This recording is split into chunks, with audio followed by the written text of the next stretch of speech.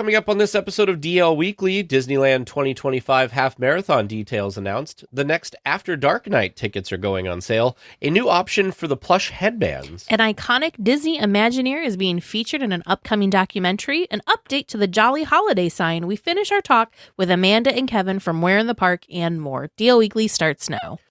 Well, hello there. Welcome to our unbirthday party. For your safety, please be sure to stay listening with your hands, arms, feet, and ears inside the podcast. And please, do give Tag and Teresa easier trivia questions. Well, it seems DL Weekly is about to begin. Have a most wonderful time. Perhaps tea time. Well, hello and welcome to this episode of DL Weekly for the week of April 16th, 2025. I'm Tig Bushman. And I'm Teresa Urban. We would like to thank everyone who supports this show, but this week we would like to give a special shout out to Michael H. for becoming a new weekly tier, as well as Priscilla V., Lee S., and Matt L. for your continued support. Well, if you would like to help support the show and get ad-free versions of each episode, plus some really fun perks like access to our supporter-only chat, which right now we are just starting a book club, and so that book club will be meeting once a month to discuss the chosen title, which is super fun. Plus, we've got trivia going on in that Discord chat later this week too, 90s Disney themed trivia, all sorts of fun. Head on over to dlweekly.net/support and become an official weekly tier. Now let's get to the news. Extra, extra, read all about it. DL Weekly reports from intrepid correspondents Tag and Teresa. You heard it here first, ladies and gents. Breaking news! We are still almost a year away from the Disneyland Half Marathon Weekend 2026, but there are some new details that were released this week. The weekend will take place during the 70th anniversary celebration, titled Celebrate Happy, and will be called the Celebrate Happy Half Marathon Weekend. The dates are January 29th through February 1st, 2026. The 5K Celebrate Joy Race will take place on January 30th. The 10K Celebrate Imagination Race will take place on January 31st, and the Celebrate Togetherness Half Marathon will round out the weekend on February 1st. Racers who complete the 10K and Half Marathon will get the Celebrate Achievement Medal. Finally, there is the Celebrate Laughter Race on January 31st for kids 9 and under. Celebrate Smiles will feature yoga in front of Sleeping Beauty Castle on January 29th. This is so fun. So there's different characters, of course, attached to each of these races. Shocker, I don't think anybody would have been able to guess this if it wasn't for me telling you this right now. But Celebrate Joy, you'll never guess who the icon is for that. Sadness? Joy, of course, from sadness. Inside Out. Yeah, not sadness. Celebrate Imagination. I didn't even get to tell you this yet because I had already forgotten between when we were doing the news stories to now tonight. I want to do this one solely because it is Sorcerer Mickey themed. Okay. Come on. What Sure. a good theme. So Sorcerer Mickey, specifically kind of like phantasmic theme, right? Because imagination. Sure. Yeah, that's super fun. Celebrate Togetherness it looks like it's more of a It's a a small small world theming. And then the Dumbo Double Dare is the Celebrate Achievement. But the kids race is Stitch, which how fun. And maybe best of all, Celebrate Smiles is yoga with Miss Piggy. I don't know. I love it. It says Celebrate Smiles with the fabulous Miss Piggy. So does that mean Miss Piggy is going to be there doing yoga? Maybe that would be pretty amazing if she is. I'm so tempted to sign up based on theming and characters alone for the 10K and for the yoga. I think that would be so much fun. And I think the 10K course, actually, you're going backstage in both Disneyland and it's Disneyland and DCA and backstage in some of those areas too. So it's mostly on the resort property, whereas the half marathon has resort property, but then there's also off property space too to get in all of your miles. But super, super fun. The big thing too is that if you are interested in doing these, sign up is actually coming around the corner, which is crazy since it's so months away, almost a year away, but registration is actually opening for Club Run Disney folks on April 22nd, and general registration is April 29th. Yeah, but this month, 2 weeks. So far ahead, that's crazy. I just want to look here. And these are super crazy popular events. If you've ever done a Run Disney event before, you know that they sell out very quickly. So if you're interested in doing this, mark your calendars for sure, because you're going to want to try and sign up ASAP to secure your spot. The next Disneyland After Dark Nite tickets are about to go on sale. Pride Night, in our opinion, one of the best after-hour events that we have attended. Tickets will go on sale April 16th, so the day that this is airing, for Magic Key holders, and then on April 17th for general admission. This year, Pride Night itself will take place on June 16th and 17th.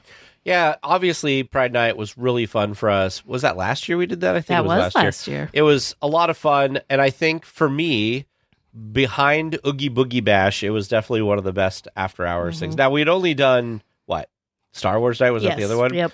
We need to do some more, apparently, to get a bigger thing. But again, vibes at this place. We've talked about it on the podcast before. In fact, if you go back and listen to one of our previous episodes where we talked about it, we had just such a great time, and just the people there. It's everything. a very, like, there was negative stress about making sure we got to do and see everything during this event, which was the opposite feeling from Star Wars Night. With Star Wars Night, we kind of felt very pressed for time, and like we had to pick and choose things that we wanted to do and spend time on. Whereas this, we were just like having the best of time, just bouncing around, enjoying every minute of it, and not feeling like rushed or stressed. Yeah. We kind of organically happened upon a couple of the events because that's just how we were flowing through the park. It just lined up with what the event schedule was. It was awesome. Episodes 343 and 344 were the two episodes that we did about Pride Night. So if you're interested in hearing about our experience, go check those episodes out. So much fun. Weekly tiers who aren't a fan of a headband style, create your own headwear, like me, now have an alternative. Guests can now create their own hat instead. The hat is black with the D Resort logo on the front, also in black. All the existing plushes that you can add to the headbands can be added to the hat as well. The hat itself is $14.99 and can be purchased at the Mad Hatter on Main Street in Disneyland or at the World of Disney in downtown Disney. This is so cool. If you're wondering how the heck this thing works, fear not. We have a link in the show notes that has very good photos to show off the hat and how this works. It looks like, that's probably the coolest part about this. The hat itself looks like just a normal baseball cap. Of course, like Tag said, it's got the embroidered Disneyland D in the front, and it's a black on black. It looks really nice, really classy. But there's these like slits kind of in the top. So the loops on the plushes that would loop around the headband loop down and through into the hat to secure the plushes to the hat. I think that's brilliant. Because it's secure. I was trying to figure out, I'm like, how are these things, if it's the same thing, how is it getting secured? So that makes total sense. But the other thing that's great about this, that I can't really do as well with, say, the headband, you could wear the hat without the plushes and it wouldn't look weird. Sure. Like, if you did that with the headband, it's not really a great headband on its own. You kind of need, like, it's serving a purpose for the plushes to hang on to. Whereas the hat, you could wear it on its own. I think this brilliant. I like it. I really love it. The concern I have now is I liked these plushes before, but I didn't like the headband, and now there's a hat. They're coming for you. So I'm like, oh no, producer James is going to be so upset when I come home from our trip with like 50 of these little plushes that I can put on this hat. The other amazing thing too, the hat is $14.99. You cannot buy a baseball cap, a Disney baseball cap at the parks.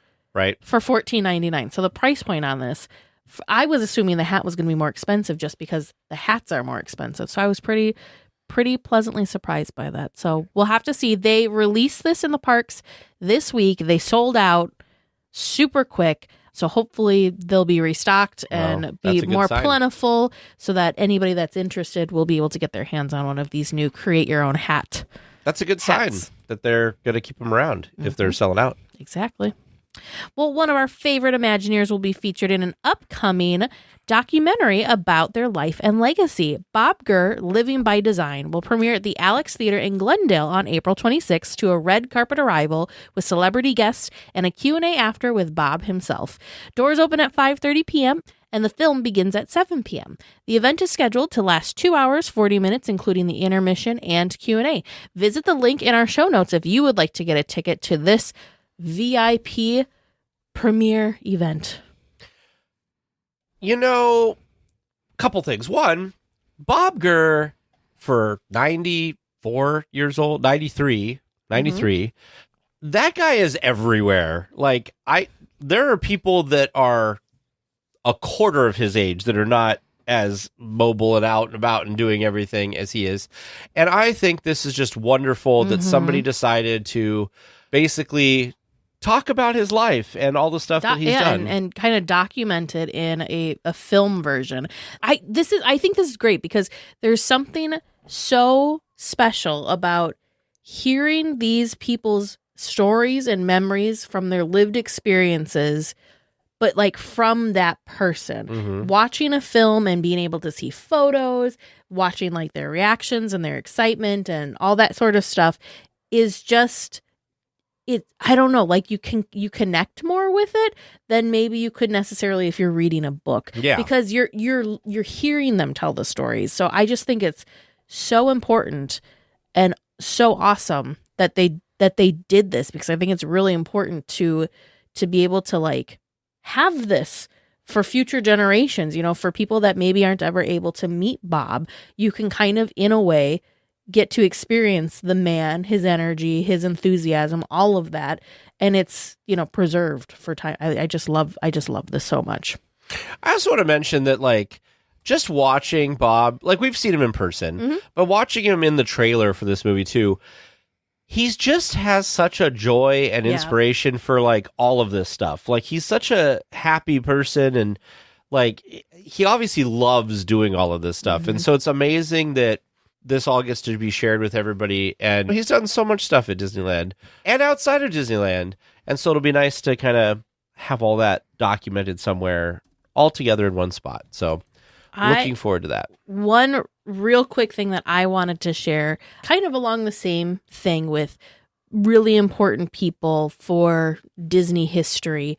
Floyd Norman has a documentary out. It's Floyd Norman, An Animated Life. And I want to say that I just saw that this is on Max. So if you have an HBO Max subscription, you can search and you can watch this wonderful documentary as part of your subscription that maybe you didn't even realize you had access to, because for whatever reason, this is not, even though it's Disney related and it's about a Disney legend, it's not part of Disney Plus, but you still can watch it on streaming services. So I hope with Bob's documentary, the same thing is going to happen, that film will be released so that it's available on some of the bigger streaming services, so more people are able to more readily access it and more people can enjoy it. So also mark your whatever favorite your streaming service and like watch for later or whatever, Floyd Norman, An Animated Life, because that's another really, really wonderful story, again told by the man himself. Did you watch it? I haven't watched it yet. I've watched parts of it, but I haven't watched the full thing yet. Parts of it? You've watched okay. I've watched bits, but yeah. Gotcha. But good on Bob for getting a cool documentary about his life. Yes. A small thing in Disneyland that we have been following is the sign at the Jolly Holiday on Main Street. Small but very important. Sure.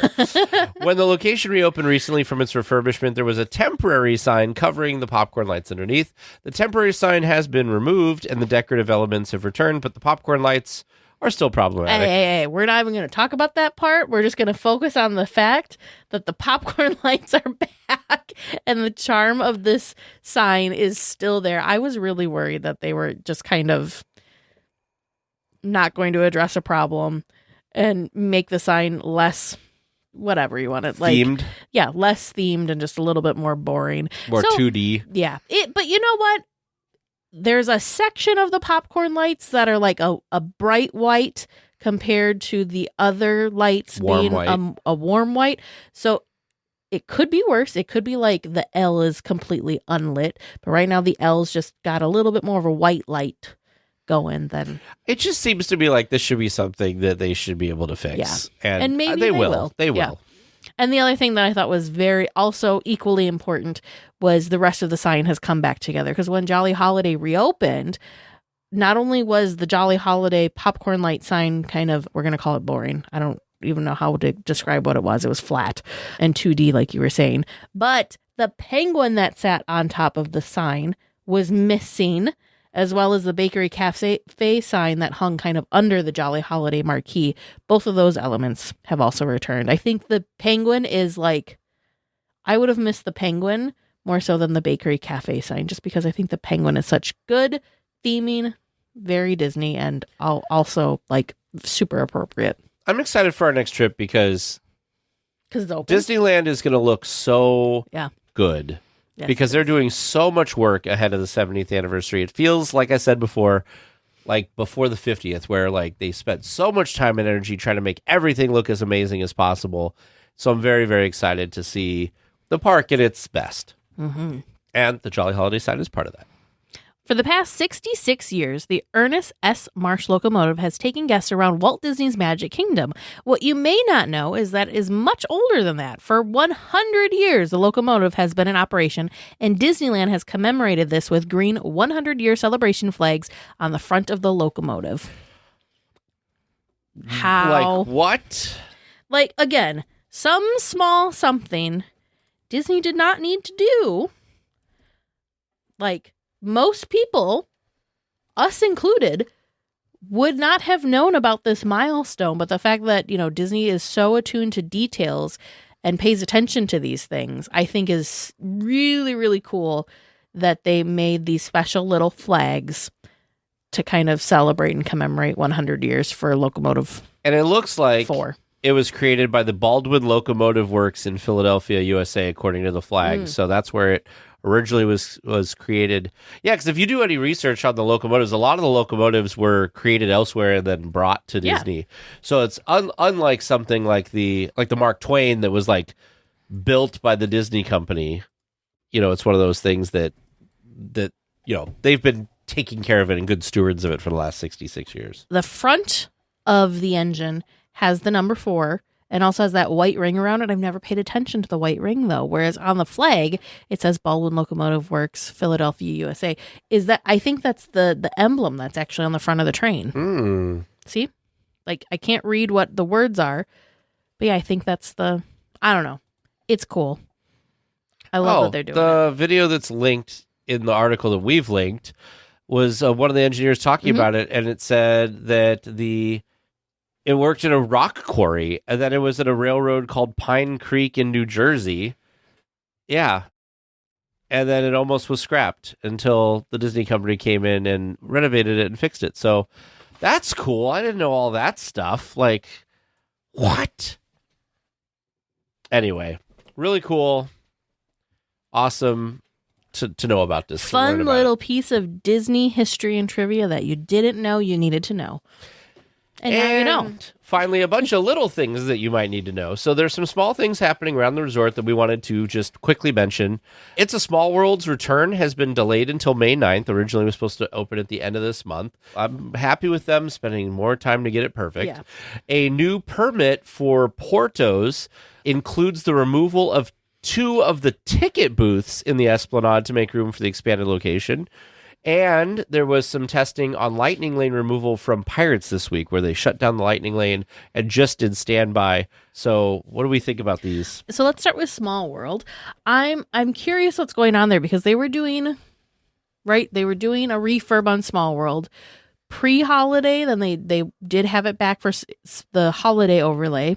And then it was a planned refurb post-holiday overlay too, which made total sense. We know that this is including adding a new scene in the Mexico area that's adding both Dante and Miguel from Coco, and then also the new lyric from Richard Sherman for the last verse. Yeah, the last verse. That's what they were calling it. They're adding that in as well. So I'm kind of curious what happened to kind of that is forcing them to push back. But like Tag said, we would love this attraction to get some TLC. We're excited to see the new scene and hear the new final lyrics.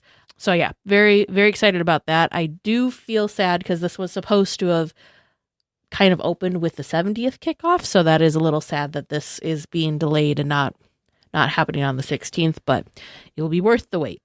What are your thoughts on the Porto's permit?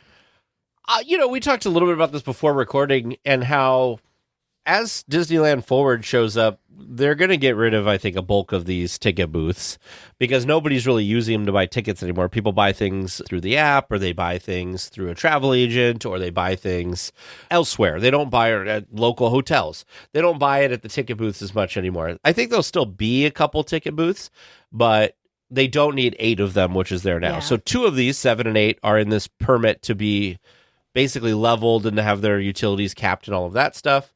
And then also the building that Earl of Sandwich is in is also getting leveled. Yeah. So this is going to be brand new construction. So there's been some questions with some of the construction downtown Disney. With Tortilla Joe's was one, and now we've seen that a lot of that has come down, at least down to the steel beams at this point. And so there's been a lot of question if they were going to renovate and use the current building, or if they were going to build a brand new building. And it seems pretty obvious that Porto's is going to build the thing brand new building. That's just so wild to me about this. We were looking at aerial views of the area, My and favorite, all that.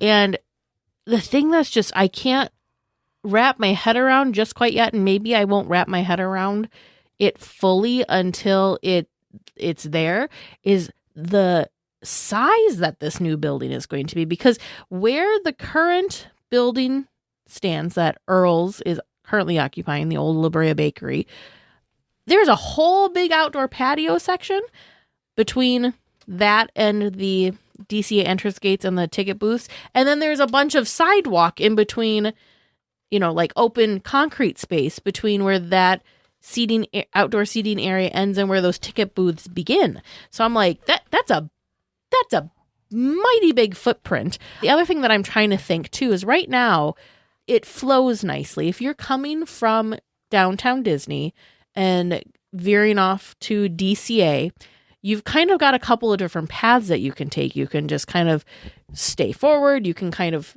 hang tight right. There's lots of space. Yeah. Once they do this, though, I'm a little concerned that there might be a bottleneck created, but maybe part of why those buildings, maybe Porto's isn't actually going to expand all the way out to where the 2 ticket booths are. Maybe they're taking those ticket booths out to continue and have good traffic flow. So they maybe taking those out is to prevent a bottleneck from happening. Time will tell, thought. but I'm just curious about it. It'll be kind of interesting since the ticket booths will then be lopsided. It was 4 on each side.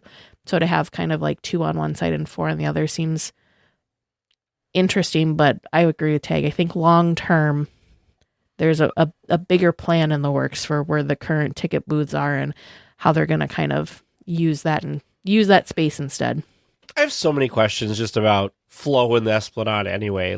Looking at this, it reminds me of something I always kind of think is weird.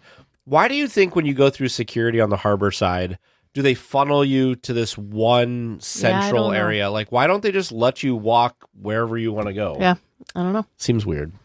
There's some plan, some reasoning, of course. And lastly, we'll talk real bit on the Pirates thing. I was confused about that. We have not, obviously there's no official word from Disney why they turned Lightning Lane off this past weekend and why it was standby only. Lightning For Pirates. Lane. Oh, what did I say? No, I'm just saying, you didn't specify. I was like, you what? sounded like they turned off Lightning Lane for everything. Oh, it's just Pirates. It's a shame they didn't, but that's not the case. My dream come true.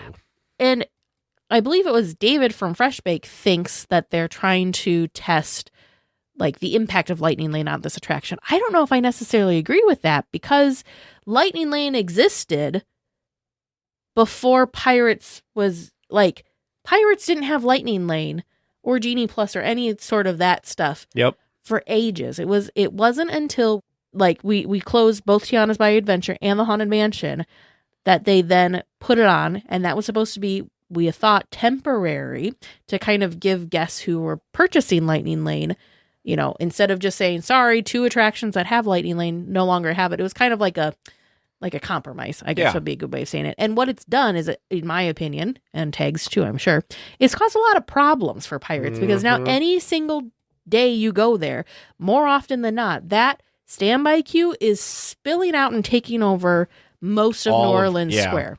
So I don't think they need to test the impact on Lightning Lane. I think it's very obvious what the impact Lightning Lane has on that queue, and it really, in the span of how long we've had Lightning Lane versus how long Pirates specifically has Lightning Lane, I don't know why they'd need to compare that, because it wasn't that long ago that it was standby only. Mm-hmm.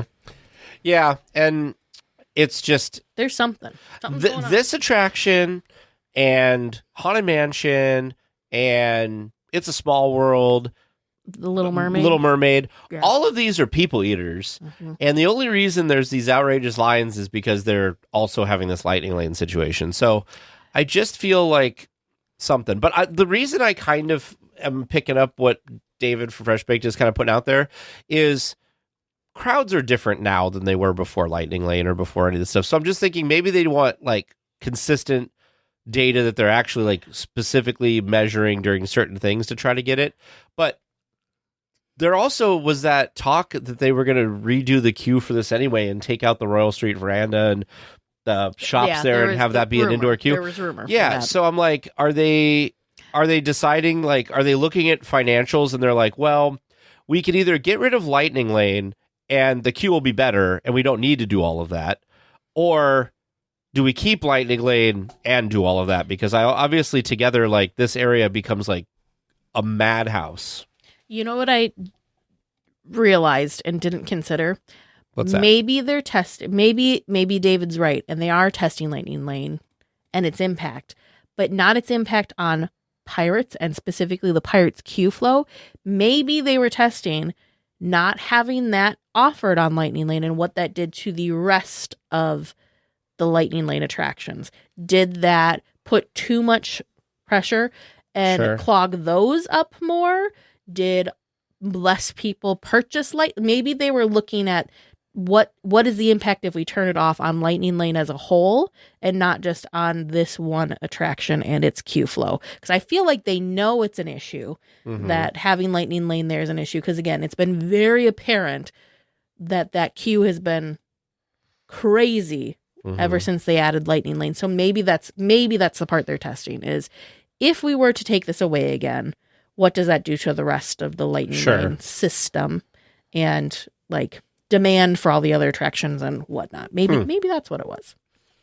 I just hope that they rethink these people eater rides. I do think, as much as I love it, and I would love for it never to have Lightning Lane, I don't see them taking it off of Haunted Mansion, because they just built all that stuff. No, they're not going to take it off. I don't think they'll take it off of Haunted Mansion. But I do feel like they really need to rethink Pirates, and they definitely need to rethink Little Mermaid Under the Sea Adventure, because both of those have just done more harm than good for flow of people in general. Like, you're always going to have an inflated standby wait when you have a Lightning Lane and standby attraction. Yeah. But with those, it just really backs stuff up. This episode is brought to you by Progressive Insurance. You chose to hit play on this podcast today. Smart choice. Progressive loves to help people make smart choices. That's why they offer a tool called Auto Quote Explorer that allows you to compare your Progressive car insurance quote with rates from other companies. So you save time on the research and can enjoy savings when you choose the best rate for you. Give it a try after this episode at Progressive.com. Progressive Casualty Insurance Company and Affiliates. Not available in all states or situations. Prices vary based on how you buy. I up, down, touch the ground. I think of things to chew, like honey and milk and chocolate. With a hefty, happy appetite, I'm a hefty, happy poo. A rumbly in my tumbly means it's time for snacks. Well, this week for SnackChat, we are continuing our tour through San Francisco, and we're going to stop at a couple locations. And the first location we're going to stop at is the Port of San Francisco Cerveceria, and talk about what they have there. Now, this is kind of where even is this? Like, this is a really dumb question. So if you're looking at our next stop, Cocina Cucamonga, it's just to the right of that. So it's in between where you would pick up your tacos, your birria tacos, and where like is this that new one that new thing they built like on the corner? Yeah, like the opposite corner from where the little merch shop is. Okay. So on that wall, it's the merch shop, it's Cocina Cucamonga, and then it's the cerveceria. Right there. Okay, yeah. It's that kind of like weird little place. So it's as close as you could get to the water on that side without being in the seating area and falling into the water. So they only offer a couple food options. I'm surprised about this. Did you know that they had a breakfast offering? No, I did not. Their breakfast offering is a breakfast croissant with bacon, eggs, jalapenos, cheese, green onions, and sesame seeds. And then for a snack offering, they have a pretzel-wrapped hot dog, which is just as it sounds. A pretzel-wrapped 12-inch hot dog with scallions and mustard. Scallions. And then they've got all sorts of adults, 21 and over, beverages, lots of different beers and here. Water. Look at, this makes me sad. One of their beers, which made total sense for DCA, was the Red Trolley Ale from Karl Strauss Brewing Company. Dang. But there's all sorts of, there's a beer flight if you don't know which one to choose. There's a Japanese rice lager. There's all sorts of different stuff from Karl Strauss Brewing. Actually, everything at this location is from the Karl Strauss Brewing Company. That's cool. Very cool. What's the next location? The next location is, as you may have guessed, is right next door to the Porto San Francisco Cerveceria, is Cocina Cucamonga Mexican Grill. This is a wonderful location, very, very popular, mainly because of the quesabirria tacos that they have, which if you have not tried those yet, you need to. They are absolutely delicious. What else is on the menu? They have a carne asada tacos, so a citrus marinated grilled steak tacos with crushed avocados and fuego salsa. And something that James tried that he really liked was the San Francisco style street corn with togarashi mayonnaise, queso fresco, furikake, and bonito flakes served with spiced wheat chicharrones. There's also pollo asado, which is achiote marinated grilled chicken tacos with crushed avocado and fuego salsa. And then the other thing that's really good, we tried this actually during Touch of Disney, the Tacos Dorados de Papa, which is a plant-based offering here. It's crispy potato tacos topped with cabbage slaw, dairy-free crema, and tomatillo salsa. I don't know if there's anything on this menu that doesn't sound delicious. Come on.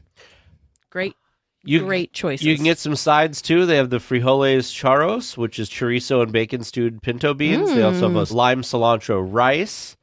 Ooh, beverages. They have strawberry horchata. There's also horchata agua fresca.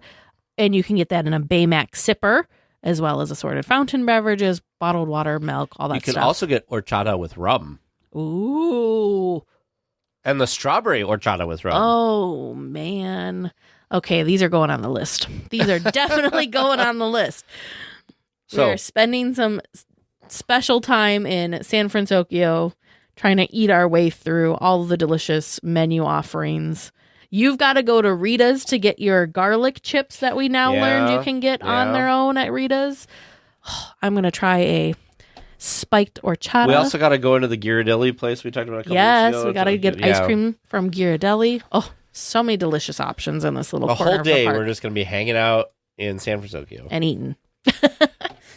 Well, you have heard us talk about our great experiences staying at the Howard Johnson Anaheim. Well, we have partnered with them to offer our listeners some cool discounts. And right now they have an even awesomer discount. If you want to go and spend a bunch of days inside of San Francisco and get all that food, you can stay for 3 days and you get 25% off clicking our link on our website at DLWeekly.net and entering the code that is on the website. As long as you book by May 31st, you can get this deal. Otherwise, if you're listening to this after that, you can get a regular 15% off your stay using also the link on our website. And yeah, click the logo. Be sure to use the promo code to get the discount and enjoy staying where we love to stay. Your attention, please. DL Weekly Trivia is now leaving for a Grand Circle tour of the Magic Kingdom, with stops at New Orleans Square, Mickey's Toontown, and Tomorrowland. All weekly tiers for... Hello, it's trivia time. You two are in Trivia Land now. Glad to have you. How you feeling? Do you have as good a food as we were just talking about in San Francisco? It was real hard to leave SnackChat to come over here. I get it. It's delicious. San Francisco is pretty awesome. There is so much good food over there. I heard you talking about the elote that I had and how good that was. Boy, were my hands messy, though. Your everything was messy. That was just messy. It's so true. Even the little chicharrones couldn't help. So. Oh, yes, but that is such a good food place. So, but this is also a really great question asking place or something. Okay. There you go. I need a better pitch. Do you have any question-themed foods? Maybe you should have a food-themed trivia night sometime. That would be a really good idea. I should come up with some food-based questions, or the listeners should. Yeah. Yeah, I love this idea. But no food today. Just 4 questions from me, and that's what you get. So good luck. Wow. Yeah, and you're going to like it. Yes, exactly. Exactly. So let's start at the beginning. So in the queue for Big Thunder Mountain Railroad, there's a sign pointing towards the 4 Big Thunder Mountain attractions based on their fictional towns. Can you pair the parks with their town names? Ooh, there's Hope Tag. And if you need the town names, I am willing to give those to you. Oh, Well, I thought you were going to give us the town name. No. We don't need the Something town Gulch. names. Grizzly Gulch. Grizzly Gulch. That's in Paris. There's Disneyland's is in Rainbow Ridge. Rainbow Ridge. What's Florida's? I don't know. And then where's there another? Oh, then Tokyo. Okay, can we have the town names? Yes, we you thought can. we would know. It's Rainbow Ridge, Thunder Mesa, Grizzly Mesas. Gulch, and Tumbleweed. I think Thunder Mesa is Disney World? Yeah. And then what was the Tumbleweed? Tumbleweed. That's Tumbleweed. definitely going to be Tokyo. It's got to be, right? All right, got that all written down. Good job. Written down, good to go. Let's move on to question number 2. Since you liked it so much last time, I'd like you to put these events in order that they appear in the attraction. Oh boy. This week's attraction is The Many Adventures of Winnie the Pooh. Oh, Ooh. James's favorite. How can you not This love might this be one? Okay, kinda as he hard. reads it, you got to write down the scenes. So, Hold on, Teresa's getting her paper ready. Ooh. Get New a paper. fresh piece of paper just for this. All right, in the order you experience them in your vehicle. The rain. You just wanted down, to say down, vehicle. I did. Heffalumps and Woozles. Heffalumps and woozles are very confusals. Sorry. Pooh's birthday party. Okay. Tigger is saving Piglet during a rainstorm. Okay. Pooh goes to sleep. And Kanga holds on to Roo with a scarf on a very blustery day. So I think Kanga's first. Yep, Kanga's first. Tigger's second. Yep. Sleepy Pooh is third. Yep. Heffalumps and Woozles is fourth. And Pooh's birthday party is the last scene. Yep, that is what I would concur. I'm also sad because the last few times I've been there, they took out my favorite Eeyore saying. So when you used to leave and they were all talking about their presents that they brought for Pooh. Yeah. One of the things Eeyore used to say, but he doesn't say it anymore, is he used to say, "If you don't like it, I can take it back." Yeah, they don't do that. They don't do that anymore. Aw. Maybe you just have really bad timing. Yeah, maybe it's just, Mm, maybe your vehicle is just buzzing too quick. maybe. Sounds like we need to do some research and do this attraction a lot. They also don't say, make sure you pull down on the safety bar till it's sticky stuck. Sticky stuck. They haven't said was that for so a while good, either. The sticky stuck. That one was really cute. I agree. James, did you know that if you rush yourself over and are the first to experience the many adventures of Winnie the Pooh, there's a special book that you get to sign? No, I didn't Mhm. know that. You have a Great. Now a new we're going to goal. rope drop. No. Great. Thank James you. has a new, James Yes. used to. It's his favorite James will have a attraction. solo day at some point, and that And He'll he's gonna- just leave you in the dust He's tank. going to make a beeline. Yes, he's going to beeline. Mhm. Mhm. Mhm. I will bounce my way there while Tig There you goes go. for his first pickle of the day button or whatever. That'd be great. We all have goals at Disneyland. It's true. Now we just have to see who accomplishes them. Yep. All right. Third question. How many gondolas are on the Pixar Pal Around, and how many of them are swinging versus stable? About half of them are swinging. How many gondolas? Half of... No, actually, I think there's more than half swing. There is more, because there's 2 swinging for every one stationary. Oh, my goodness. How many are around the thing, though? Hang on. 1, Why are you counting? 2, I don't know. I'm trying to think. 1, 2, 3. Imagination. 4, 5, 6. How many do you think are on a thing? I'm going to say there's... there can't be. There's got to be more than 6 stationary. I guess I'm going to go with that. 6 stationary and 12 swingers. I'm going to double your numbers. 12 and 24. Could be. Well, would there be an even number, or would it be an odd number? Because there's 2 to 1. I guess it'd be an even number. Yeah. Yeah, 12 and 24 for me. 6 and 12 for Teresa. I feel like 6 and 12 is too few. I do too, but I don't... 6. Maybe it's 8. Maybe that's what it is. We'll go Maybe with it's that. 10 and 20. 1, 2, 3, 4, 5, 6, 7, 8, 9, 10, 11, 12. No, 12. 12 and 24 is what I'm saying. 12 and 24. Great. Teresa, I don't know. what are you waffling between on this one? It's got... Yeah, we'll go with 12 and 24. Okay. Because I feel like 6, you're right. That's too few. 8 would not be even, and it's even. If that makes... If anyone listening understands. Like, no, that's the swinging. I'm like, aren't there some that are inner? But that's when they're swinging and they've fallen down to the bottom. Yep. Yeah, so 12 and 24. I have a question for you. Oh, boy. So, James, I'm taking one step back into SnackChat for just a moment. Wait, all the way back to SnackChat? You remember, well, because way. he said the word waffle, which made me think of something. Did you see they're having like stuffed waffles on the new Disney ship? They have stuffed waffles on the Treasure. How do you do that? Magic tag. Magic. Did you try a stuffed waffle?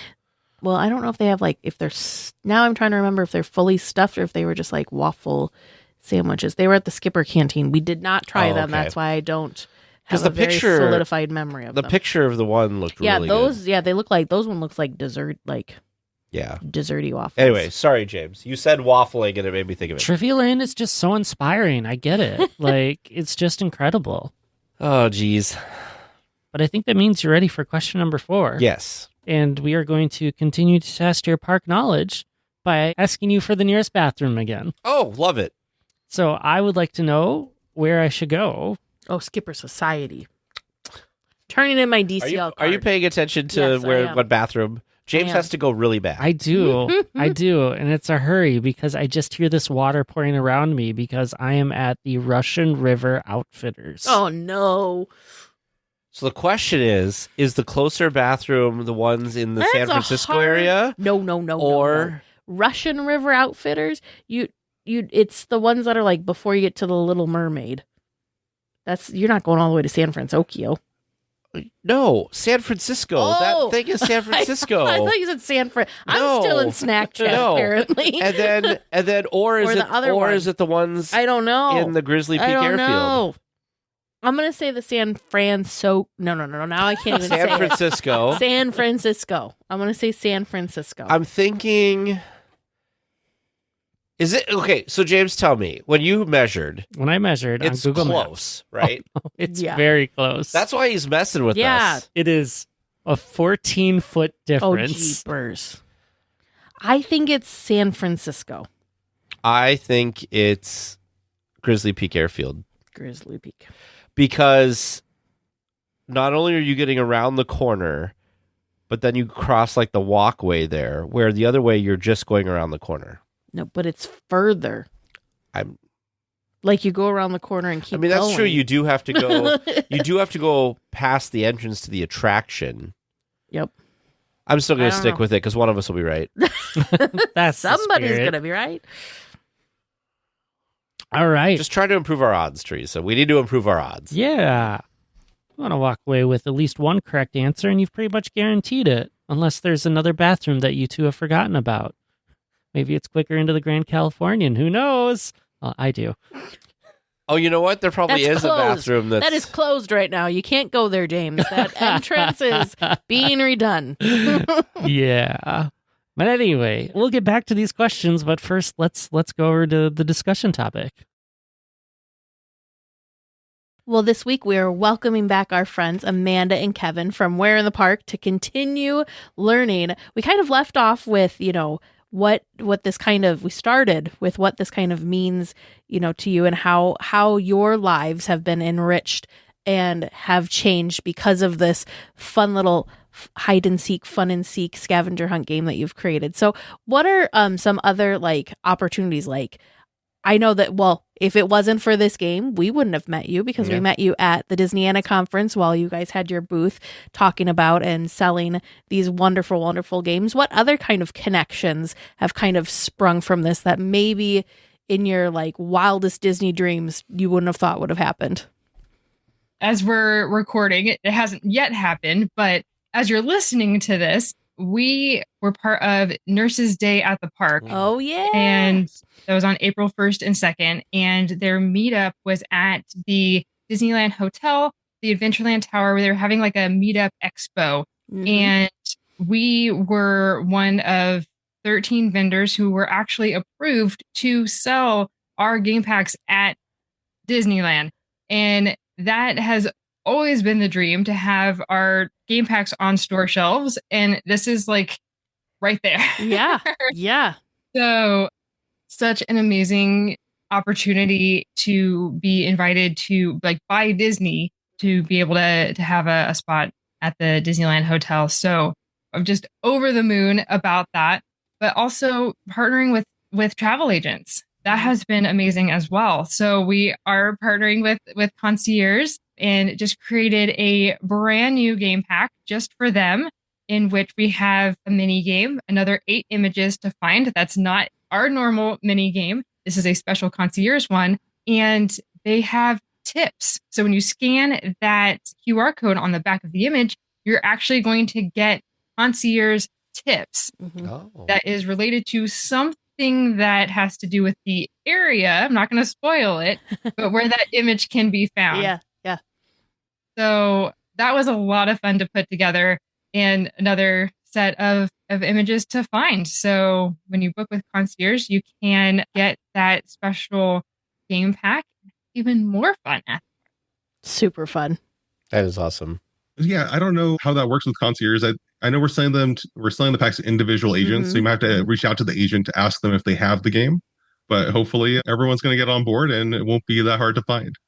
It's an option for sure. I know a lot of the planners were very, very excited about these games. So, and the thing that's even really cool about it is that you guys have customized what the packs look like too. So it's not just, it's specific to Concierge, and it's not, so it's very special, I guess would be a good way of saying it. If you have multiple game packs, you can kind of see which one's which, that it's differentiated like that too.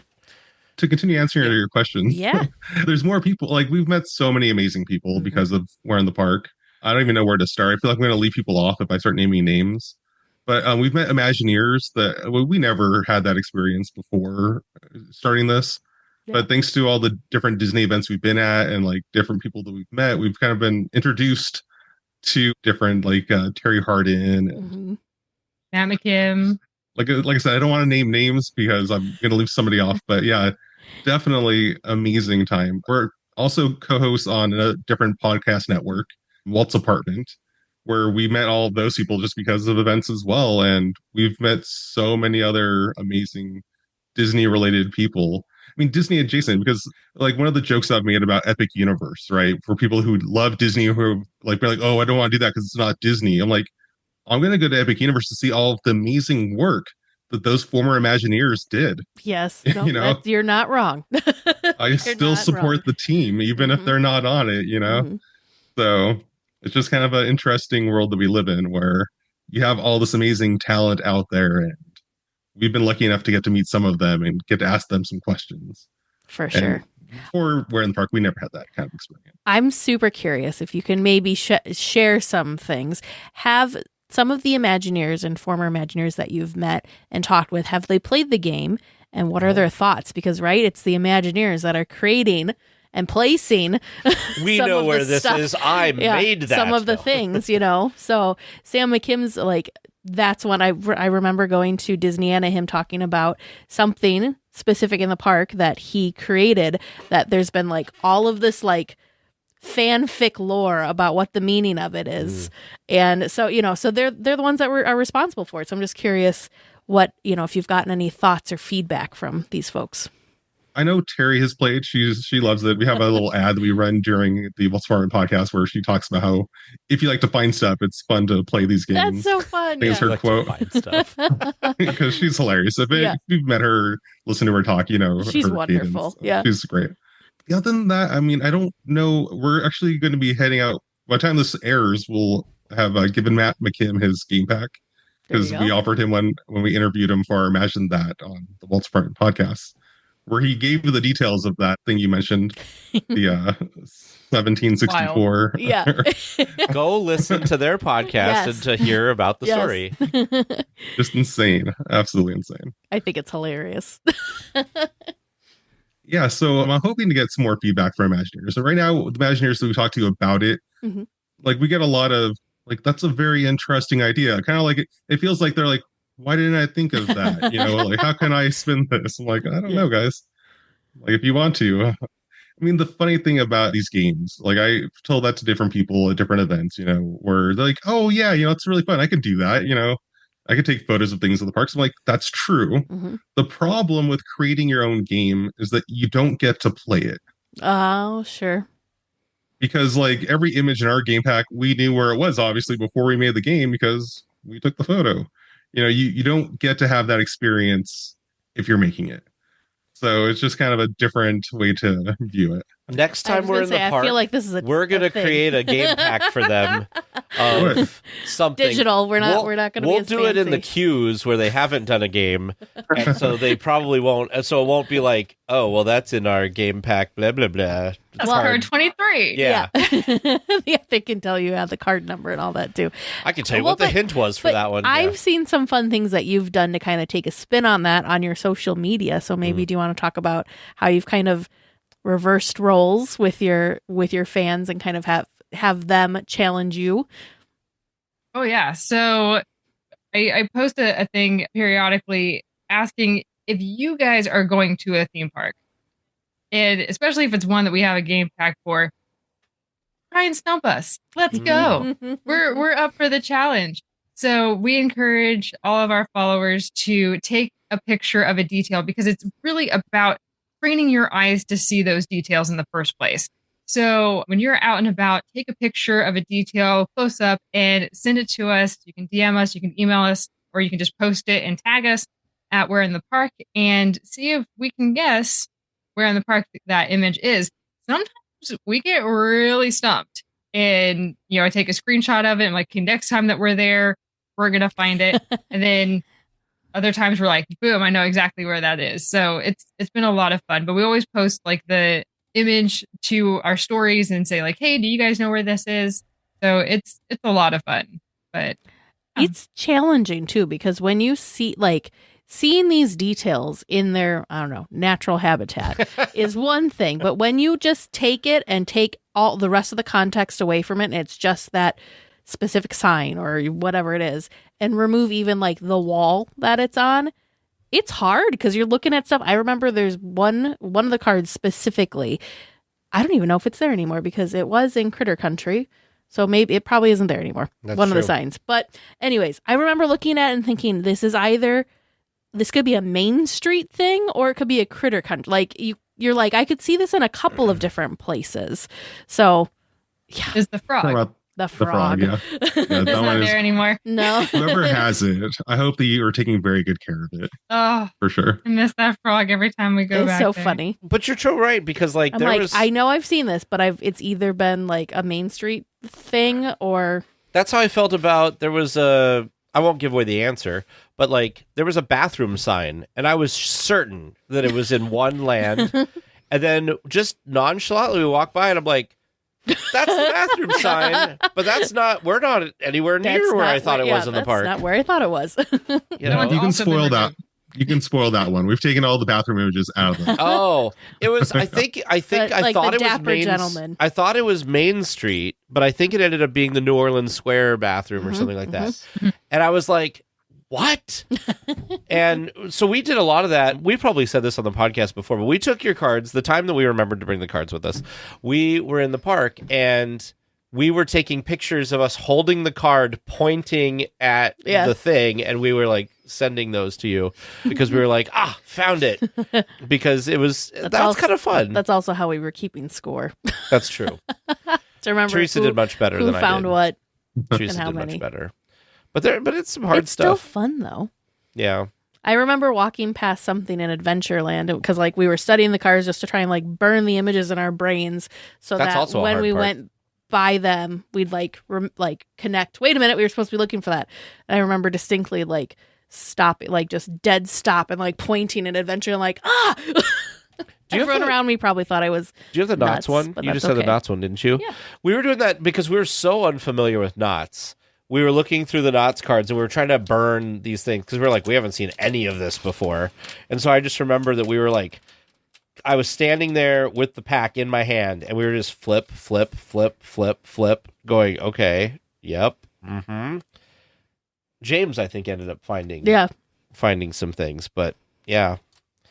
I have to imagine, to kind of go off the Imagineer conversation we were just having, I have to imagine that they appreciate this a lot because, you know, I do think that the average guest, not the super fan, the average guest, I think is not noticing a lot of details.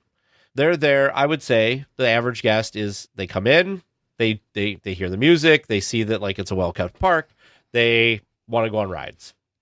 And they don't really pay attention to, oh, there's a cool transition from Main Street to Tomorrow or to Adventure, or any of them actually. Oh, like there's a themed sign for the bathroom, like we were just talking about.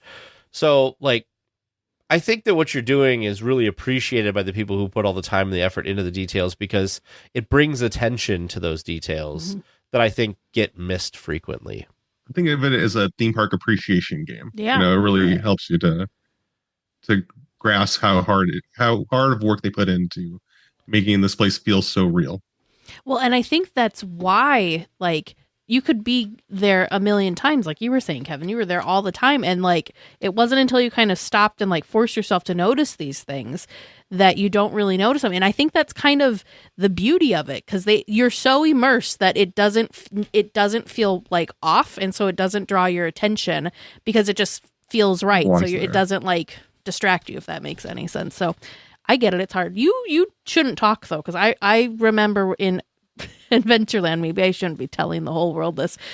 We had gone to the park several times together, and all of a sudden we're in the middle of Adventureland, and he just stops and he looks above the Jungle Cruise, and he's like, "Has that always been there?" And he's looking at the giant jade elephant, and I just looked at him. I'm like,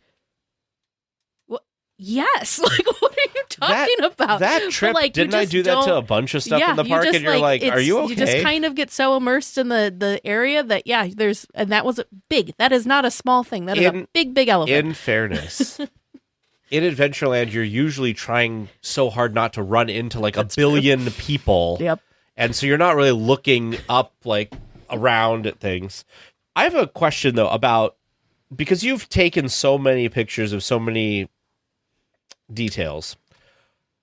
Is there any detail that you found in the parks that was a complete surprise to you, or you were like, this is really neat, and like I never noticed it before? Probably everything, but like, do you have something that stands out? I was just thinking, like, it is pretty much everything. I mean, because I mean, it's one of those things that, like we were just talking about, like, I want to know why it's there. Mm-hmm. Like once you see it, you're like, that's really cool. That would be cool on a card, like taken out of context. I wouldn't know where that's at. But why is that there? What's going on here? You know, and everything was done with intention. Mm-hmm. And so I think like that's where I get swept up. I'm trying to think of a specific. Kevin, does anything come to mind for you? I'm not sure. I was just thinking about that jade elephant, though. You know, that used to be inside the Gibson girl, right? So it wasn't always there. Oh. So it could be a transition between your trips. It's possible. I don't know what year it actually was moved over. But as far as details... Give me your encyclopedia. I don't think the jade elephant's in the Disneyland encyclopedia. You never know. It's a big encyclopedia. You never know. I did not know that, Kevin. That it had I did not know that. I double-checked it right now. I've only ever seen it there. No, I remember it being over there. This was kind of recently that he noticed it. It was. At that point, you're never going to unsee it, right? Yeah, like every time that you walk by it, you're going to know that it's there. And that's the beauty of our cards too. Like once you find that image, you are going to that's what I do. Like when we walk through the parks, I look at all of those details that I know are there and see all of these people just walk right past. And I give a little nod, a little tip of the cap of I see you. I get it. I know that you're there and I see you for all your beauty, all your glory. And I love that so much when others can experience that same thing and just have that deeper appreciation for art. So. Is there anything that maybe is a favorite detail of either of yours that either you knew about and you made sure you wanted to include in the games, or something that you learned about because of your research for the games? For me, it's the ones that are in your face, but out of context are hidden. There's one image in particular that always stands out for me. It's in our series 1 of our Disneyland We're in the Park games. Card number 5, if you have it in front of you. And you know these things off the top of your head. It's my favorite because of our sister-in-law, because you see it literally every single time. You walk by it every single time you walk through the park. And she's like, I walked past it 3 times. I had no idea. I was looking everywhere for it. And now every time she goes back to the park, she's like, we scratched off the hint, all the things. And so that one always brings a smile to my face because, like I said, it is there every single time that you enter the park, but you can easily overlook it, and it's huge. So now I got to go to Game Pack 1, Card 5. So real-time follow-up. So the Jade Elephant started in Disneyland Paris. Whoa. And was filled with pennies, because she is sometimes called Penny, but that's because of that. It's a lucite mold, so it's not actually jade. It started in Disneyland Paris. It came over. It was in Gibson Girl on Main Street, and then it was removed in 2012 when they refurbished, and then in 2016 it was added to Adventureland. Wow. When did you notice it? 2023 too, somewhere in there. Yeah, something I should have taken a picture with you. That's okay. I was in Star Traders. Is that the shop of Star Tours? There's a picture of the moment I realized that there's a giant X-wing hanging from the ceiling, because I was apparently way too focused on the merch, and I'm like, we got a Star Tours, and Teresa's like, has that always been here? And I'm like, yes. And she's like, really? Been there for a while. So yeah, we took a shame photo of me pointing at it and shaking my head. That's all right. There's been lots of things in the park that you and I have been like, really? That's why the Where in the Park game is needed, because there's so many details that even pros miss. Kevin, was there anything that stood out for you as we got to include this, or after you saw it, you're like, yeah, that's a cool thing? The problem again with these games is that you don't want for it to be anything that's too obvious. I want to say we have one card in our series 1 game that I was on the fence on. I was like, we shouldn't include this in our game. We made it just because we had a sticker, because it was awesome. It's a thing I recognize. I love it. But I was like, we shouldn't include this because it's so obvious. But then we would ask people at events, with the stickers for sale, do you know where that is? And I would say at least 80% of people would get it wrong. Really? Where I'm like, you don't know where this is. I'm like, I guess we should leave it in the pack. I didn't realize that it was going to be that challenging. It's something that I see every time, and I think everyone else sees it too. But it's just, again, I don't want to spoil it. But Teresa wrote it down number for me, 6, I believe. Amanda's got the numbers. I love it. Pretty So- sure it's 6. Let's start at the top. Card number 1. Let's talk a Okay. story about that, and then we'll go to card number 2. No. We'll keep it vague, though. It's really interesting to listen to. Super vague. I do have a question, though, because I've struggled with this a little bit. Is now that you go to the parks and this is kind of turned into like a work, right? A job, like you got to go and you don't get to do the rides as much or whatever. Like, do you still enjoy? I mean, do you still enjoy the parks? Do you get to have times where you go and you're like, this is not going to be a work trip. This is going to be, we're just going to go and enjoy ourselves. No, it's only business now. 100%. I'm just kidding, of course. No, it is business, but it's also what we enjoy. Mhm. And so, it's okay if we don't ride the rides. It's okay if we don't see the shows because we are there to appreciate the details. And that's exactly what we're doing. Confirming that those details are still there, confirming that it's in the same spot, the same color, the same everything. The last time we went, there was one that's under construction. And we're like, okay, is our replacement still there? Does everything make sense? So, like, for us, it's also a game that we have within the Where in the Park world, right? So going around, it's kind of like, can we remember all of them without looking at them is my game that I play. And I'm like, boom, boom, boom, boom, boom. Oh, shoot, I forgot one, So it's fun. We make it a fun game. And occasionally we'll ride some rides.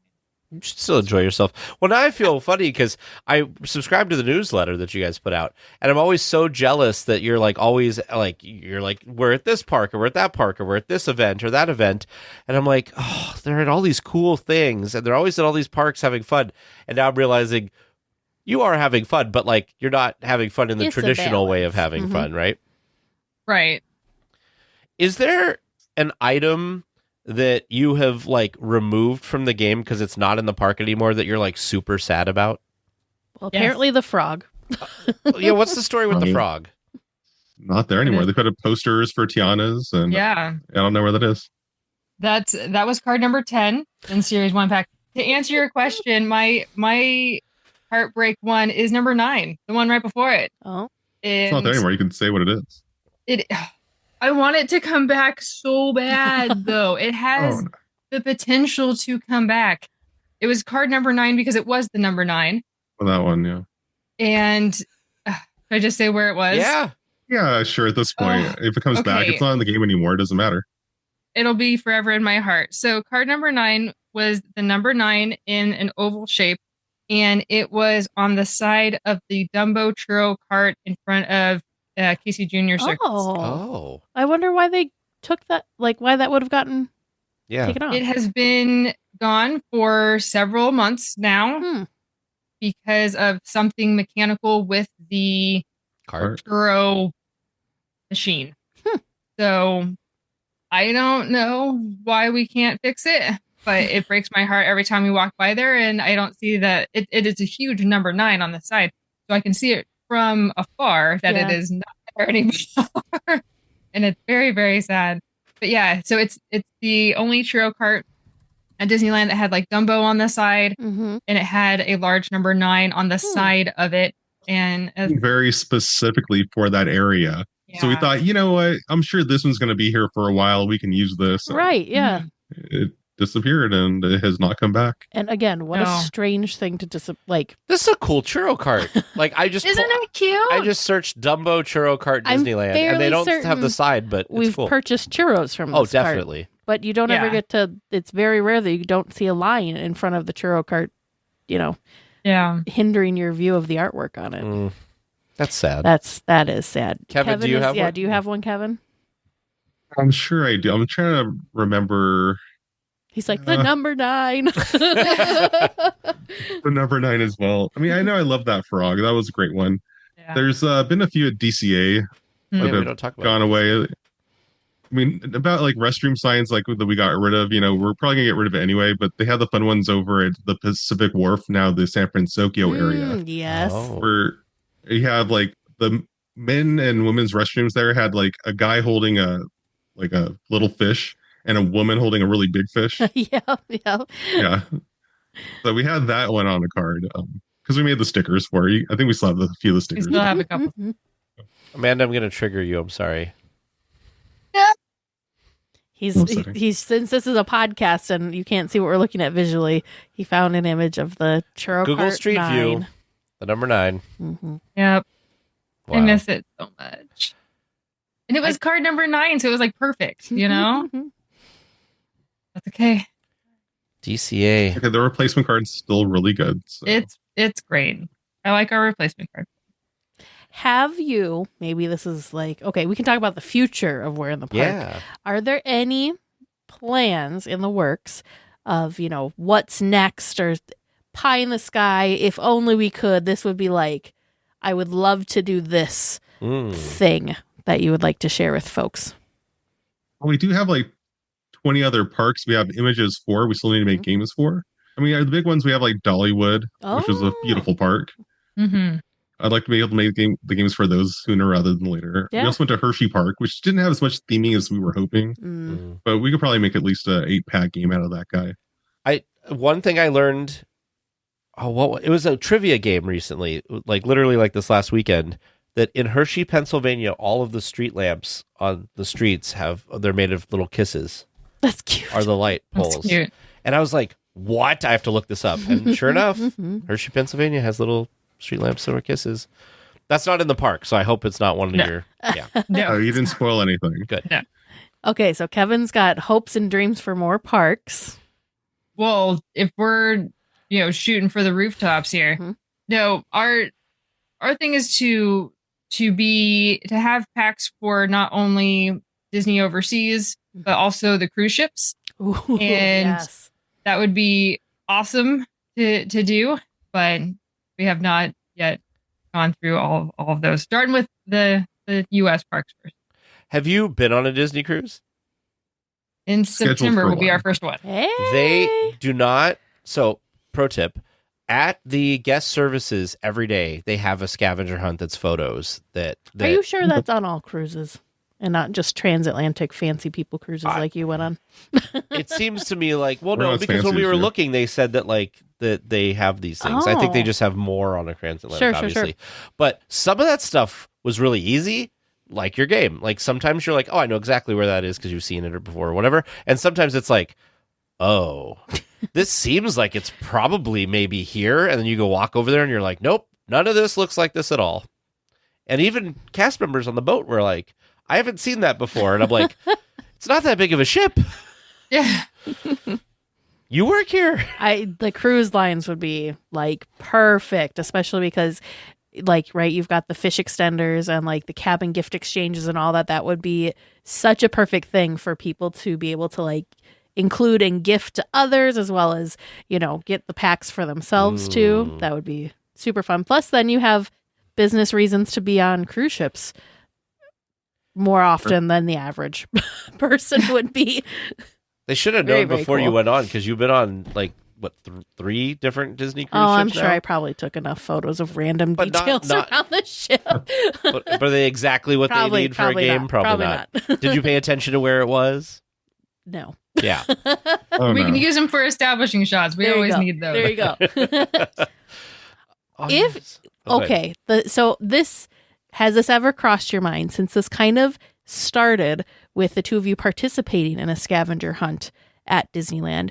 Has there ever been any talk about a Where in the Park event where multiple people could come and kind of have like a Competition. gumball rally type-esque event that is Where in the Park themed?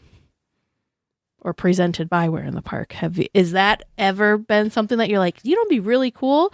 Or do you just really enjoy the thought of what you have now? Because it's like every day is a scavenger hunt day, and it doesn't have to be this one specific day. Well, it kind of goes back to your point about like having images in line for rides, right? Where we try to be as least disruptive to other guests as possible. Sure. I mean, don't get me wrong. Last year, we're doing nurses. We just did Nurses Day, I guess, by the time this airs. Yeah. Oh, and you guys We made a game just participated for last that. year too. Last year, we actually had it where it was kind of an event where it was a timed schedule kind of thing where every image had a question they had to answer. Oh. And there was a competition going on with it, but it just kind of creates weird bottlenecks in the parks. Sure. And I don't know. I'm not a fan of the way that kind of takes over the park. So Nope. I prefer the on your own schedule kind of adventure for just your group. I think is a little friendlier to the guests who aren't participating. All right. Makes sense. As Disney fans, and since we're talking about the future, I'm curious what your thoughts about the 70th anniversary are. Specifically, let's start with the most controversial. Thoughts on the Walt animatronic that nobody has seen yet, but just thoughts on the idea. I hope they knock it out of the park and that it's amazing and that they can get Joanne Miller on board. That's Walt's granddaughter, who's very vocal against it, and I respect her for it. I get what she's saying. But, I mean, if it's amazing and, it lives up to something that Walt would have appreciated, I'm okay with it. Mm-hmm. But again, it's kind of a wait and see situation for all of us. Yeah, and I think that they're not going to do it wrong. If it's wrong, it's not going to be released. And I think that I've been very vocal about like Walt is always looking for what's new. And I think that he would appreciate that the Imagineers are taking it a step further. And yes, it's of him, but it's still pushing new technologies, right? So I think he would appreciate that aspect. Also, you have millions of kids and adults going to the parks who have no idea who Walt Disney is, right? Yeah, and they think Disney's a company. They don't realize it was a person. Yeah. Exactly. And so this is a way to bring it back home. And what better place than the Opera House on Main Street, and to have a new way of storytelling from Walt, right? Of asking those questions of like, wait, who is this? What's this all about? And then it would inspire people to do some digging of like, oh wow, this guy who's, yes, I understand he's an animatronic. I get that. But this guy had this vision for this whole place that I'm standing in. Like, it's going to have a ripple effect of renewed appreciation for those who are in the know, but also a light bulb moment for those who aren't in the know. And then, all of these kids would be like, oh, who's that? That's Walt Disney. Like, it's reintroducing. So I cannot wait for that. I know there's a lot of controversy, but I don't know how else you reintroduce Walt to a new generation. That's a good point. Is how many people will, carry on like the legacy and just like his memory, how much that's going to like push his memory forward in time versus maybe at some point, I hate to say it, that you get to the point that it's forgotten. Well, I think to your point of like it being well done and not releasing it and stuff is, I think we've already seen that, right? It was supposed to open with the celebration in May and they're pushing it to July. So like they know it needs to be good. And I think it's not even just that like they want to have a good animatronic. I think it's a respect.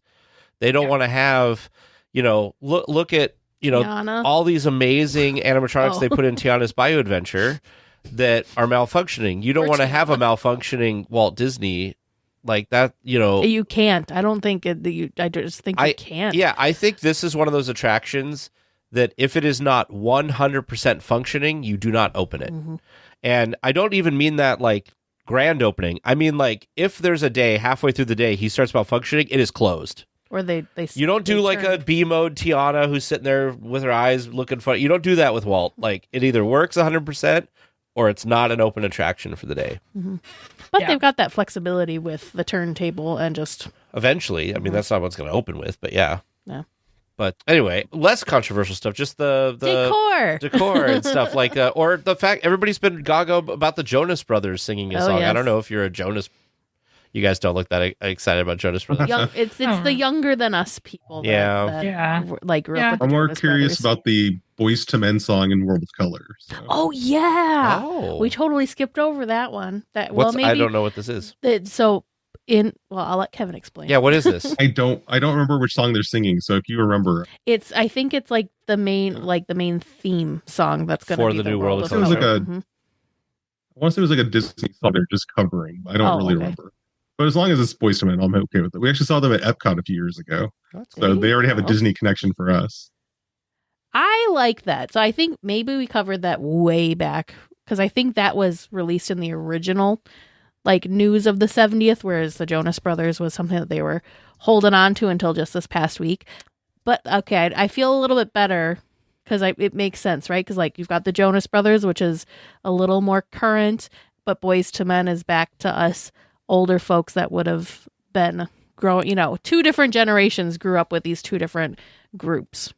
They're going to sing a rendition of Rainbow Connection. On the Muppets. That's right. Yes, that's what it was. Which people have talked about needing more Muppets in the park, so that's great. And a new original song just for the show. From the front man. Yep. By Fitz. Yeah. Makes me want to move. Yeah. I'm excited for Paint the Night to come back because that's been gone forever. I don't know anyone that's like disappointed with that. I think everybody is like. Did you guys ever get the opportunity to see Paint? I'm sure you did. Yeah, we saw Paint the Night in both parks, I think. I only say that because I thought it played for like a bunch of years, but apparently like it was kind of two short-ish stints between the two parks, and I was like, oh my goodness, it was really only around for a little bit of time, which crazy. My brain thinks it was much longer. Probably because when James and I were there when it premiered, every time we saw it going by, we'd say it was kind of like you with the electrical parade. Yeah. So makes sense. Any other cool 70s stuff you're excited about? I'm excited for a new theme song to celebrate happy. I'm curious about that. If it's anything like the Mix Magic, I'm all in for that. Yeah. I could have that on loop like all the time. I'm just excited for just that festive spirit. You know, the merch that's coming out is super cute. We know this isn't going to be like the only wave of merch, you know, as things start to, you know, open and stuff with the official 70th celebration, but just that festive vibe, you know. Right now it's when you go, it's like something's happening. Like it's brewing, but then it's gonna be like boom, first color and light and music and fun and all that. So I'm really excited. I remember the 50th anniversary and it was, you know, build, and then boom, everywhere, and everyone had the ears and just all of the fun stuff. And I'm anticipating something like that, where like, yes, let's go. Something brand new is happening. Everybody's in this festive mood, and it's going to be a lot of fun. I'm so excited for it. It does feel that way because, like we've been reporting, it seems like they're like a lot of things are ending and they're kind of like not continuing. And I think part of it is just like, just wait, everybody. Like we've got a bunch of stuff coming.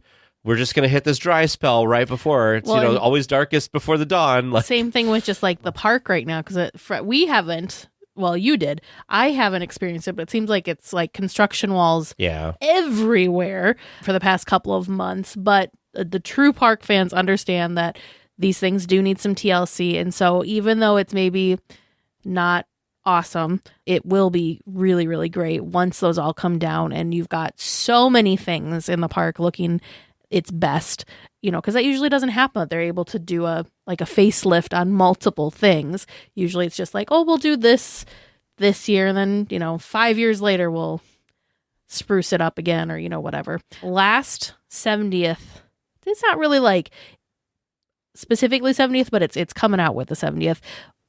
What are your thoughts on the It's a Small World changes, both the addition of the new last lyric and then also the changes that are coming inside? I'm all for more Sherman Brother lyrics wherever you can put them. So 100% on board with that. The changes inside, I'm having trouble remembering what they said that they're even going to be. Coco is coming Dante. Yeah, Miguel and Dante is coming into the like Mexico area, and so they've got a Miguel and Dante doll, and then the Marigold bridge is kind of like up in the ceiling as well. Cute. I'm on board. I mean, they've already added characters to or It's a Small World, so it's not, I don't think it's controversial as it was at the beginning. And it was so tasteful the way they did the other ones that I'm okay with it. I'm on board with more characters in the attraction. I think they did it in such a fun way that it's almost like a Disney character scavenger hunt because they're there, but you could also not really notice that they're there because they blend into the overall style so well. Mm-hmm. I just hope they fix all the weird stuff that has been kind of not working, like person on the like tightrope that used to go back and forth. I have faith. I'm sure too. Anyway, sorry. I'm curious about the Tokyo version where they added Groot. Yes, that one looked adorable. I've of course. I'm not sure watched videos how we'd feel about that. Yeah, I'm not. If we did that here, I think people would lose their minds. Yes, it's like a small world from Marvel and Groot, and they have Marvel characters in there. But I think it's only temporary. Like it was a temporary overlay, but they did a lot for a temporary thing. Oh, might be temporarily for a few years. Who knows? Yeah. Oh, yeah. This is We'll throw a link in the show notes for everyone else who has not been able to experience it in person, or maybe has not yet seen any of the photos or videos, and you might have the same reaction that Tag is going through right now. I would be concerned that if they did this, we actually just had this conversation, I want to say on the Hub Crawl, where I think if they did this type of thing in California, people would lose their minds. And not in a good way. Like they'd be upset about it. It's cute. Like there's nothing wrong with it, but like Disneyland fans are like crazy and in a good way and like very protective. Mm-hmm. Protective. This is cool though. I do have to put a link in here. I'm putting the link in right now. Okay, good. So we don't forget. I didn't know that. Thank you for sharing that because I didn't know that they did any of that. I am not on Instagram or Facebook anymore, so Teresa probably sees these things, but I never see them. I'll send you the ride-through link that I watched too. Okay. I've only heard about it, so I'm excited to hopefully get to see it in person before they get rid of it. It's wild. Before we wrap up, was there anything else that you wanted to talk about that we did not talk about? I feel like we covered quite a range of things. They know where to find our games. They listen to your podcast, so that's good news. Yes, and we will definitely have a link in the show notes in addition to the link on the website. Mm-hmm. We're going to be at the DFC Expo again in June, on June 1st. Woo! So anyone who's going to be in the greater Anaheim or Irvine area. We will also be there. Mm-hmm. Wonderful. We'll see you there. So any listeners who want to come say hi to all of us. Before that, we're going to be up in Oregon for Rogue Comic-Con. Oh, fun. We need to add that to our events list. We do. Yeah, 17th and 18th is when we'll be up there. Well, Amanda, Kevin, by the way, I also want to point out, it's not just the two of you doing Where in the Park, because when we meet you guys, there's other who else helps you with this? Yeah, so my mom, Kim, is the third member of our team, and she helps take pictures and helps cut the cards and gets us all set for events. So she's our third member of the team. So whenever I sign the cards, I always handwrite cards with every order. And I always put from Amanda, Kevin, and Kim, the Where in the Park team. So I just wanted to include her because I know, like, when we've seen you, she's always been with you guys, and it's like we always talk to the two of you, but she's not on. So I just want to give her a shout out because she's also doing some stuff. Yeah, she's awesome. Remind everybody where they can find you guys on social media, those kind of things. And then, of course, we already kind of talked about where they can buy it. Go to the link on our website. There's a promo code you could use, or you could just go to Where in the Park and use DL Weekly to get some % off as well. Yes, and doing that directly helps the podcast. So definitely check out the link and use that code. Actually, you don't even have to put in the code anymore. You can just tap on the link and it will magically appear at checkout. So, and if it doesn't, let us know because it should. Wow. So that's exciting. You can find us on all the socials. We're mostly on Instagram at Where in the Park.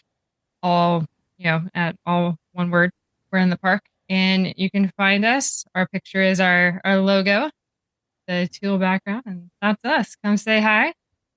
We have all kinds of fun posts and chats and all kinds of stuff going on. Okay, before we fully wrap up, we missed a very fun fact about you. Uh-oh. Can we talk about the logo? Because you guys talked about this the first time around, but how did the logo come to be? Oh, You know, that is a great question. our first swing at the logo, it was just like the Disneyland font, and it looked fine.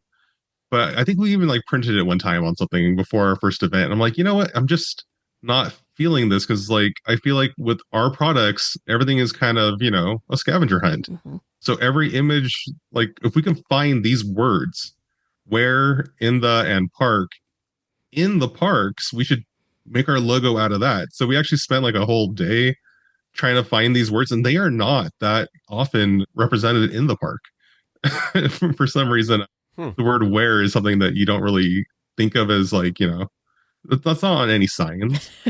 But we did find one over at Disneyland, and it just came back. It was actually gone for the last few weeks over at Snow White's Wishing Well to the right of the castle. I thought of you guys. There was a photo that came out, and I'm like, oh, look, I recognize that word. It's the where.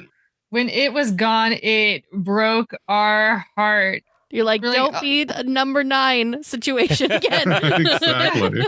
We knew it needed a facelift. It had some damage. The wood had some damage. It needed a fresh coat of paint. So it looks beautiful now. But I was like, if they don't put the words back, I am going to write a letter and make it happen. We have photos for you guys if you need to use it as reference.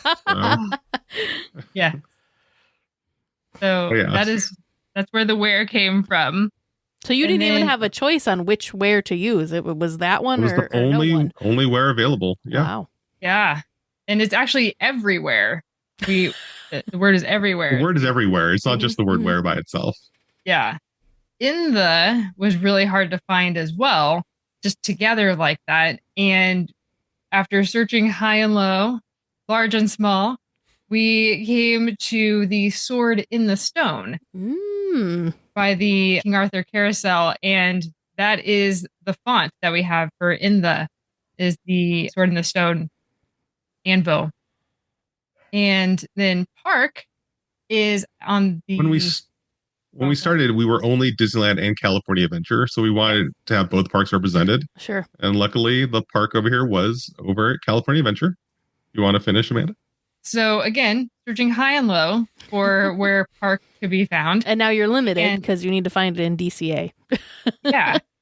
Or find a where or in the in DCA. And that didn't happen. And luckily, we were in front of Little Mermaid. And that area is called Paradise Park.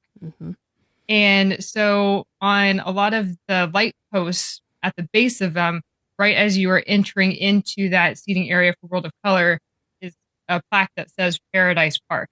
So the park in our logo is from that, which is fitting because that's the area that we met. I was just gonna say that was like serendipitous and like couldn't have been more perfect if you wanted it to be.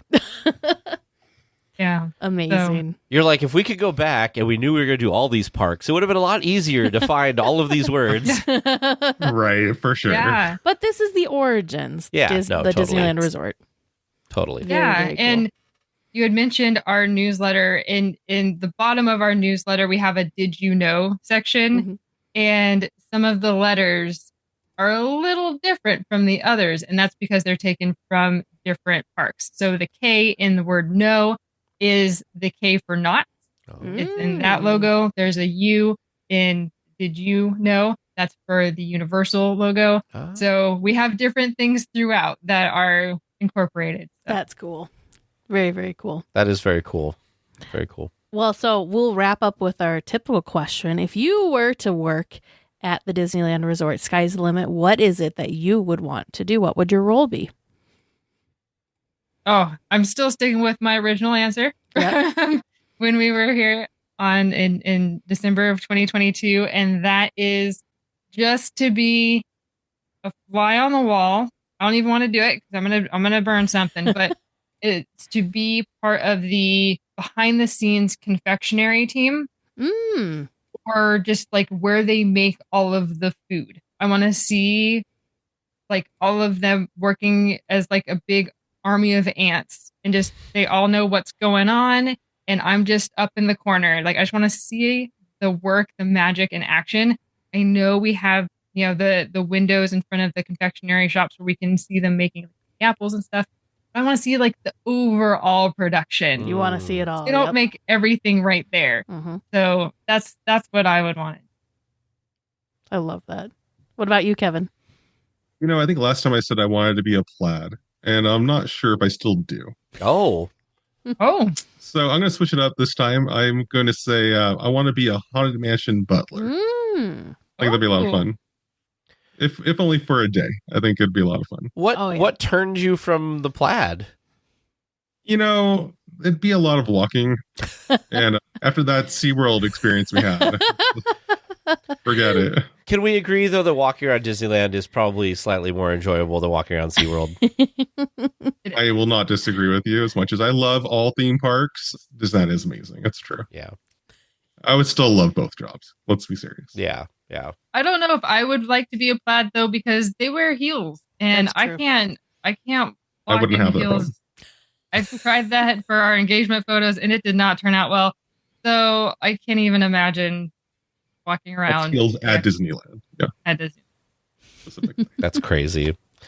Well, Kevin, Amanda, thank you again so much for spending time with us. Hopefully our listeners enjoyed hearing and being reintroduced to you, because it's been so long since you've been on, and we've talked and we've promoted stuff and we've seen you a bajillion times. We've met up with you a few times in between. So I don't know why we've waited so long to have you on. I think it's just one of those things that, we have other people we want to have on too, and we just haven't. So there you go.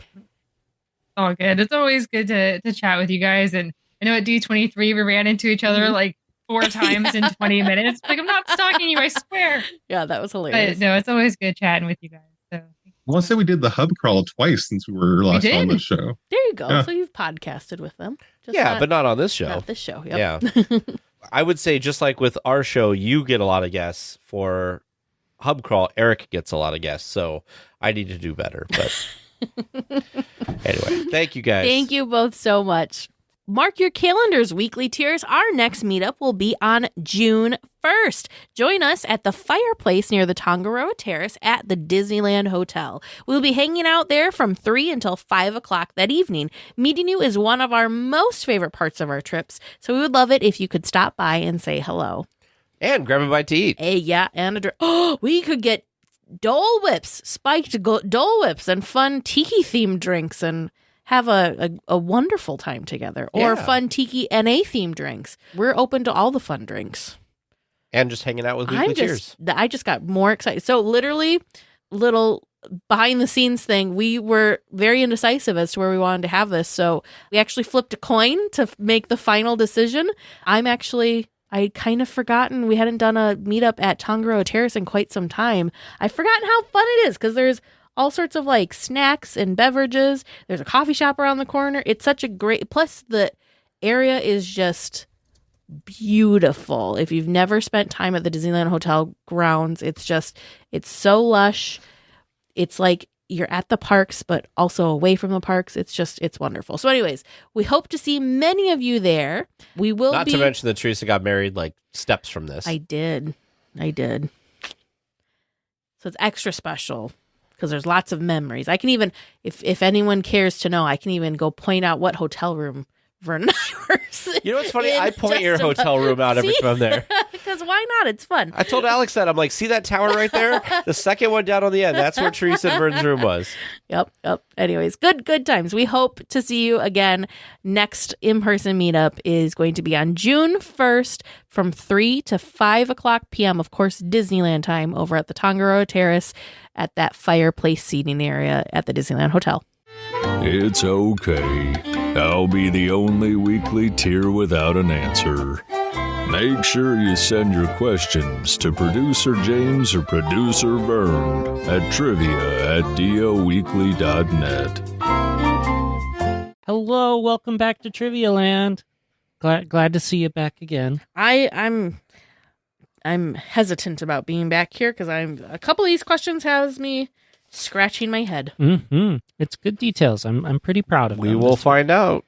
So, my first question for you is, in the queue for Big Thunder, there's a sign pointing towards the 4 Big Thunder Mountain attractions based on their fictional towns. I wanted you to pair the parks with the fictional town names, which I told you are Rainbow Ridge, Thunder Mesa, Grizzly Gulch, and Tumbleweed. Rainbow Ridge, 76 feet away is Disneyland. Nice. Grizzly Gulch, 11,743 kilometers away. Oh, Ooh, there's a hint.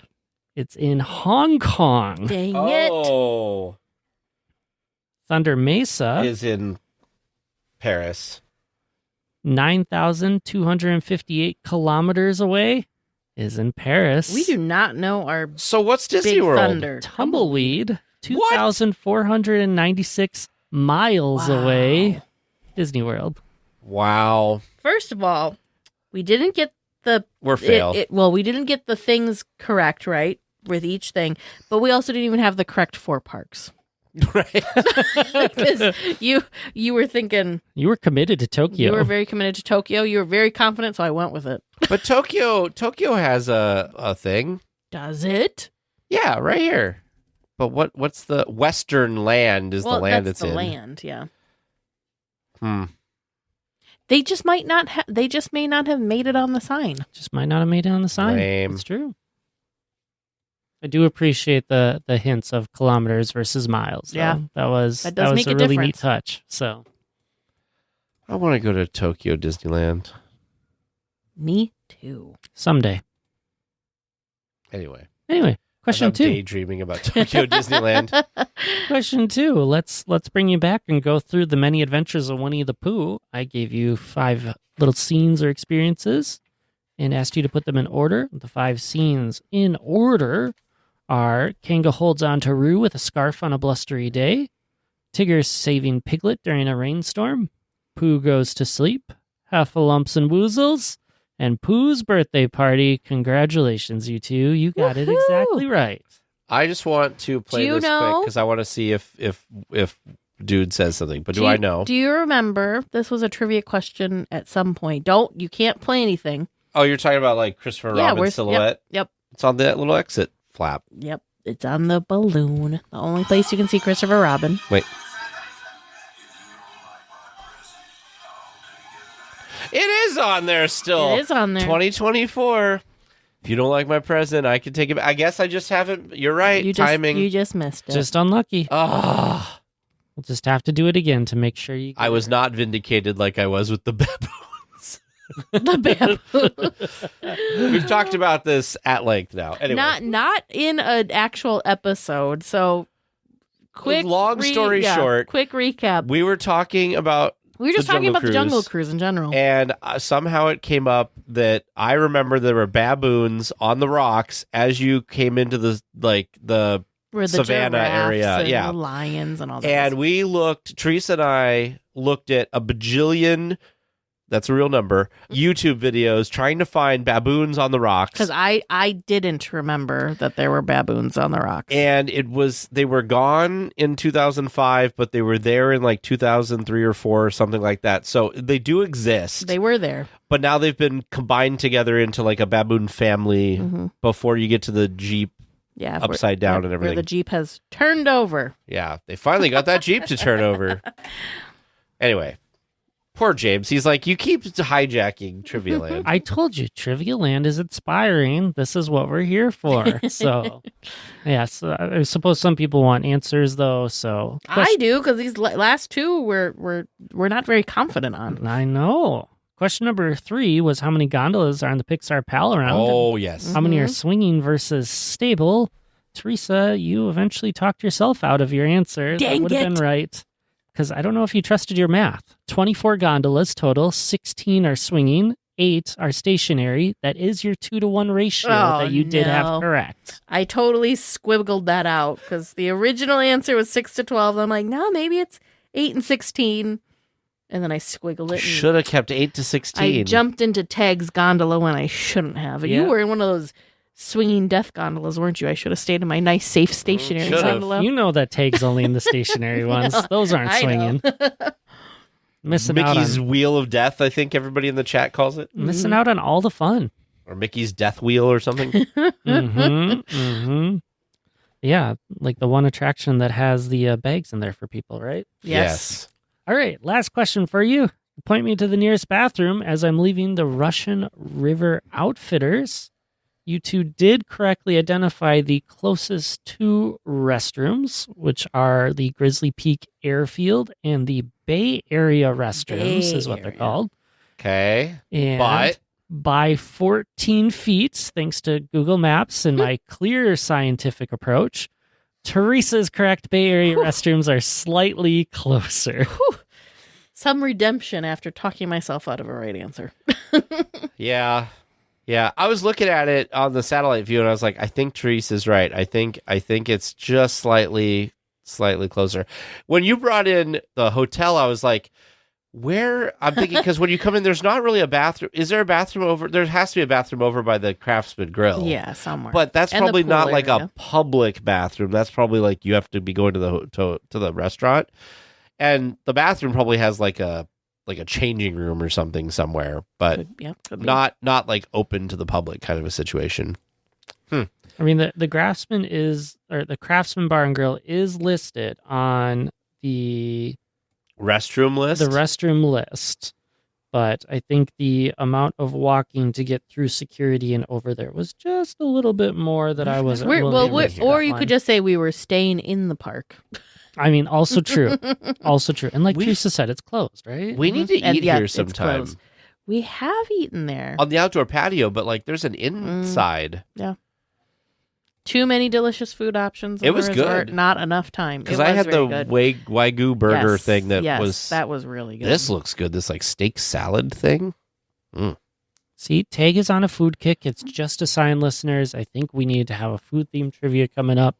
So if you have ideas for that or anything else in trivia that you think is worth asking, send it over to producer Vern and I, and we can put some good stuff together. Just submit it on our website, dlweekly.net/trivia. Well, we will be back next week with more Disneyland news and information. Until then, go out and enjoy the parks. And a special thank you to Sidel for editing the podcast. Hello, I am Baymax, your personal podcast companion. On a scale of 1 to 10, how would you rate this episode? My scans indicate you have been a good weekly tier. Have a lollipop. Now excuse me while I let out some air.